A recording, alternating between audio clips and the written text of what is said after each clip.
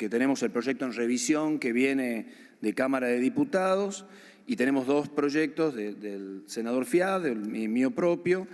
que tienen que ver con la ley en revisión de prevención y control de la resistencia a los antimicrobianos, también ya dicho como nueva ley de antibióticos o de antimicrobianos,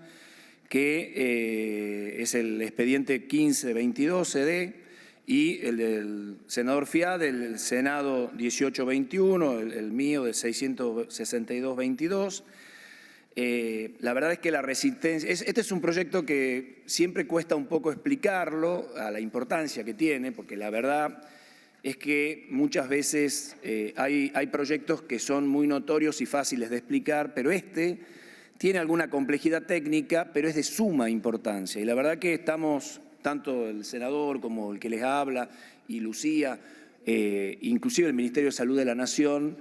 bregando porque esta ley se constituya. Ustedes saben que la Organización Mundial de la Salud, dentro de los 10 problemas más grandes de salud pública que enfrenta el mundo, en donde uno de ellos son las pandemias, antes de la pandemia, dicho por la Organización Mundial de la Salud, uno de estos problemas es que es la resistencia antimicrobiana, que no es otra cosa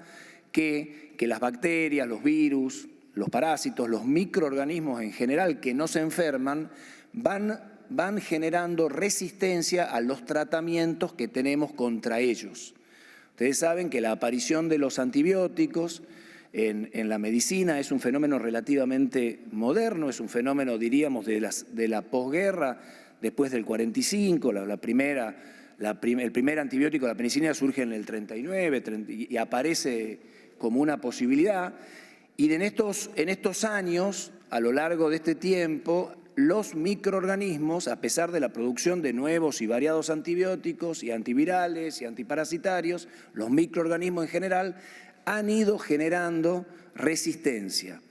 Y esto nos pone en una situación tal que en determinadas infecciones nos quedamos sin arsenal terapéutico contra estas infecciones. Y a lo largo de la pandemia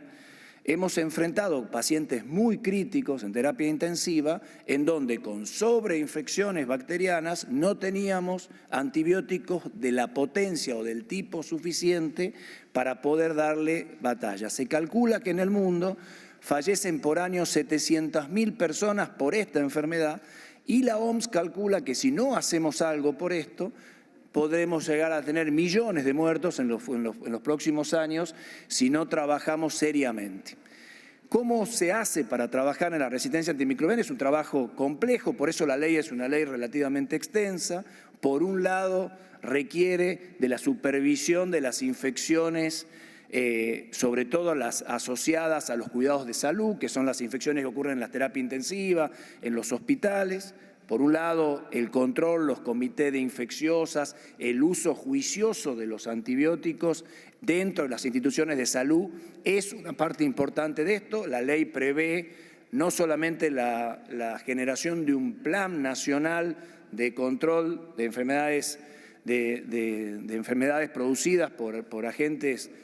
resistentes, sino que también en el día a día tenemos algunas problemáticas por el mal uso de antimicrobianos fuera de las instituciones de salud. Entonces la ley prevé, por ejemplo, que para la compra de un antimicrobiano en una farmacia no baste con una receta, que hoy sabemos que ni siquiera eso muchas veces es exigido, a pesar de que la norma lo dice así. Entonces la ley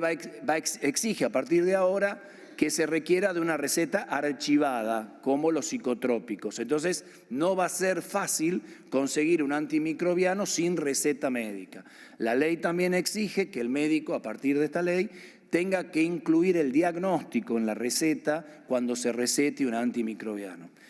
Otro de los problemas que ocurren con el tratamiento antimicrobiano es que se hacen tratamientos muy cortos, no se cumple con el ciclo del tratamiento y entonces las bacterias generan resistencia. Uno de los motivos que se entendió es responsable de esto es que las presentaciones de los antimicrobianos vienen en formatos muy pequeños. Entonces uno tiene que comprar 24 pastillitas y le venden 8. Entonces eso hace que compre de menos o después cuando compra las nuevas versiones termina con más y le sobran y después se usan de otra manera. La ley exige a la industria farmacéutica la readecuación de los formatos de venta con el tratamiento completo de los antimicrobianos. También exige que las cajitas de antimicrobianos tengan una leyenda que no está escrita en la ley, pero que la reglamentación dirá, que dice este medicamento puede producir resistencia antimicrobiana, úselo con precaución, con el objetivo de seguir en esta línea de cuidado. Y también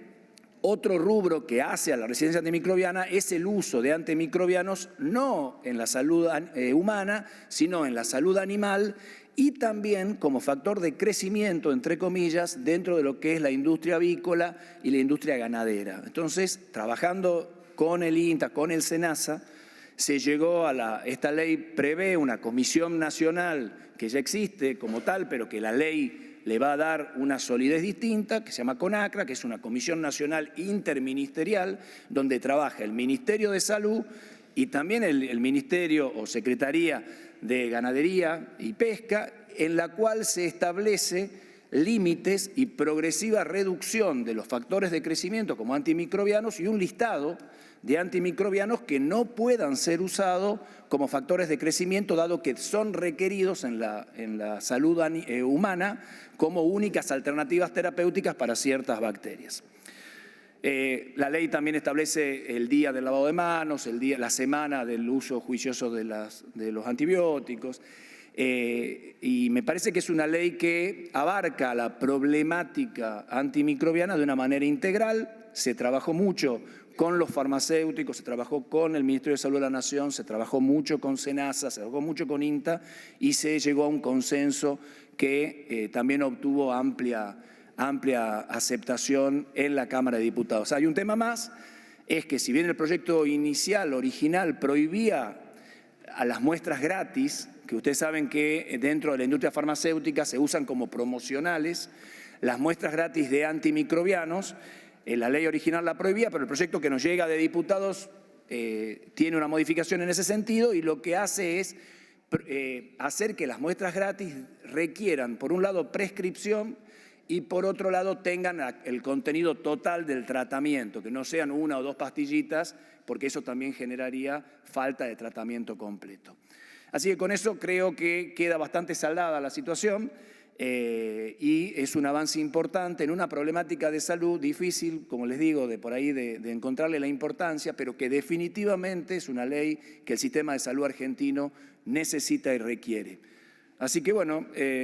simplemente eso, darle la palabra a uno, con Mario, en realidad trabajamos este tema hace mucho tiempo y la verdad que desde diputados y senadores venían los dos proyectos dando vuelta y hoy nos toca que sea el de diputados el que nosotros aceptemos acá y bueno, así será porque el objetivo en definitiva no es de quiénes son los proyectos, sino que los proyectos salgan y podamos ayudar. Así que, Mario.